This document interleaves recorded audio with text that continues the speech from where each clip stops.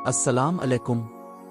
آج ہم بات کریں گے ایک زبردست حکومتی اقدام کے بارے میں جو کسانوں کے لیے بڑی خوشخبری لے کر آیا ہے۔ جی ہاں، ہم بات کر رہے ہیں گرین پاکستان انیشی 2 کی، جو چولستان میں باضابطہ طور پر لانچ کر دیا گیا ہے۔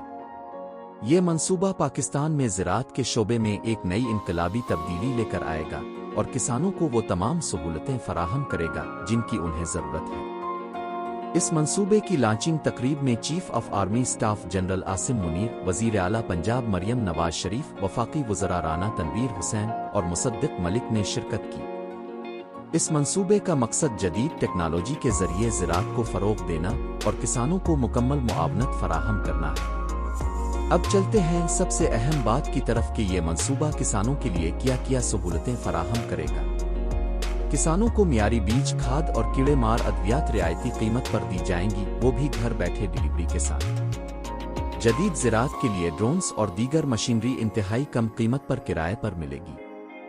5000 ایکڑ پر مشتمل سمارٹ ایگریکلچر فارم بنایا گیا ہے، جہاں جدید آبپاشی اور کاشتکاری کے طریقے اپنائے جائیں گے تاکہ کم لاگت میں زیادہ پیداوار ممکن ہو۔ یہاں مٹی کی جانچ، جدید لیبارٹری خدمات اور زراعت پر تحقیق کی سہولت دستیاب ہوگی تاکہ پاکستان بھر کے کسان جدید علم سے فائدہ اٹھا سکیں۔ وزیر اعلیٰ پنجاب مریم نواز نے اس موقع پر کہا کہ یہ منصوبہ پنجاب میں زراعت کے انقلاب کا آغاز ہے۔ ان کا کہنا تھا کہ کسانوں کی ترقی در حقیقت پاکستان کی ترقی ہے۔ اسی تقریب میں انہوں نے شہداء اور غازیوں کے بچوں میں زمینوں کے الاٹمنٹ لیٹرز بھی تقسیم کیے۔ Chief of army staff general Asim Munir نے کہا کہ پنجاب پاکستان کا زرعی ہب بن چکا ہے اور جدید زراعت میں پنجاب اور اس کے کسانوں کا کردار قابل تعریف ہے۔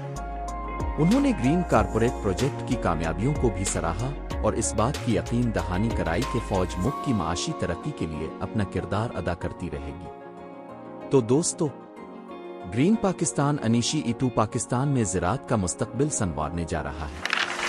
کسانوں کے لیے یہ ایک سنہری موقع ہے کہ وہ جدید ٹیکنالوجی کا فائدہ اٹھائیں اور اپنی پیداوار کو مزید بڑھائیں۔